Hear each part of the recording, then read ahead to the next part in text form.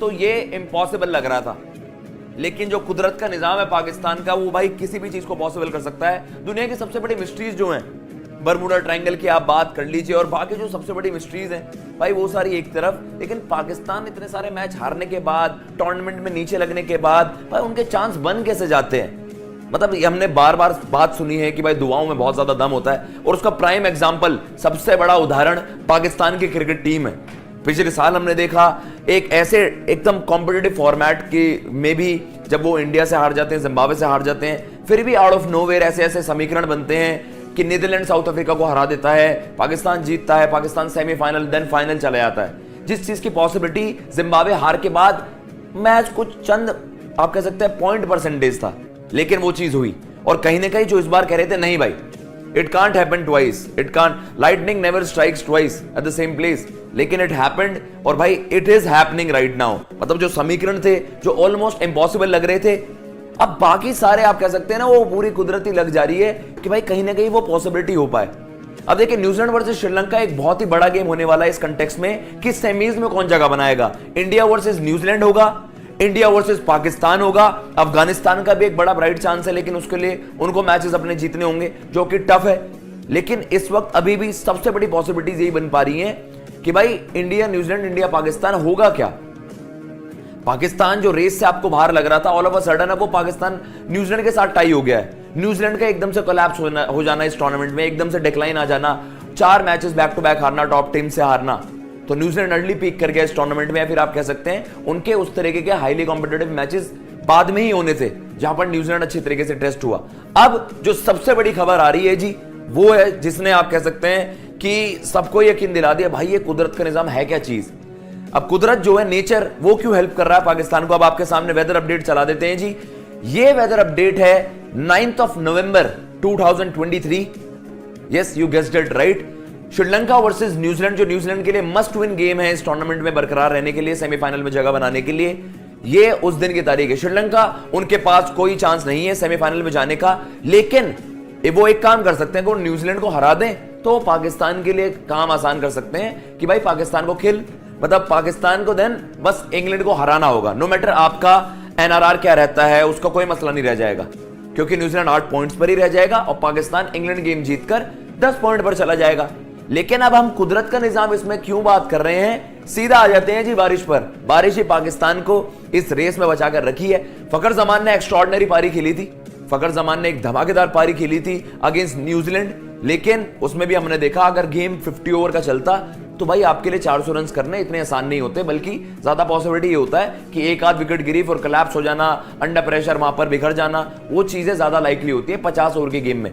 लेकिन बारिश आई, फखर जमान का धमाल मचा, बाबर आजम ने अच्छी नॉक खेली और पाकिस्तान ने अपनी उम्मीदें अपने दम पर बरकरार रखी। लेकिन अब उनको ये है कि भाई मैच ही ना हो। सभी पाकिस्तानी फैंस ये होप कर रहे होंगे, क्योंकि जो रिपोर्ट आ रही है ये न्यूजीलैंड फैंस को डराएगी और इस खबर को देखकर, इस विजुअल को देखकर पूरा पाकिस्तान झूम उठेगा। क्यों, मैं आपको एक अपडेट दे देता हूं। ये है जी एक्यूवेदर, जो सबसे क्रेडिबल सोर्सेज हैं वेदर अपडेट्स की, वो हम आपके सामने लाए हैं।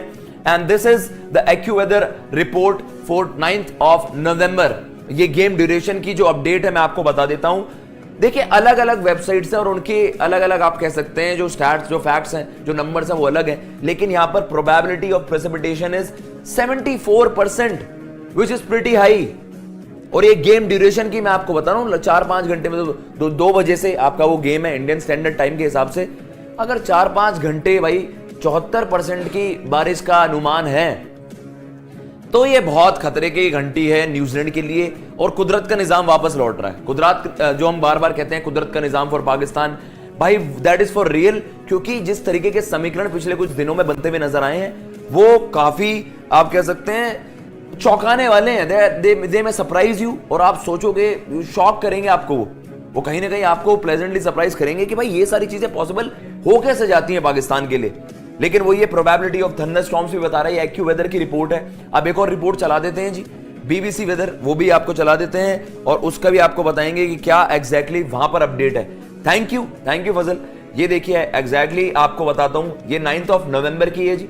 9th ऑफ नवंबर आपकी है, और उसमें मैं आपको गेम ड्यूरेशन की बता दूं, यहां पर कंपैरेटिवली कम है। यहां पर 40% गेम ड्यूरेशन से अगर आपको मैं बताऊं 40%, 43%, 47%, 37%, ये कंपैरेटिवली लो है।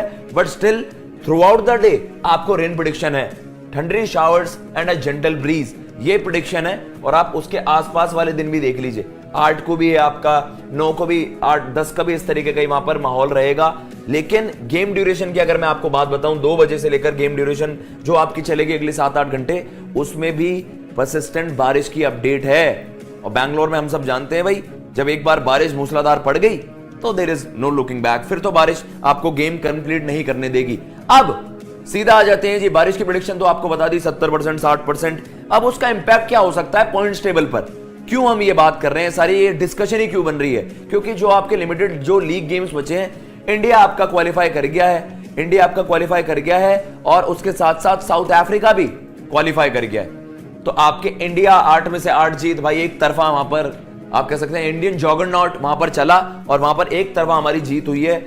और इंडिया ने बस आप कह सकते हैं कि भाई धमाकेदार तरीके से सेमीज में एंट्री करी है। साउथ अफ्रीका डिस्पाइट कि वो इंडिया से हारे हैं, नीदरलैंड से हारे हैं, उनकी 6 जीतें वो सिक्योर कर गए हैं जी अपना सेमीफाइनल का टिकट।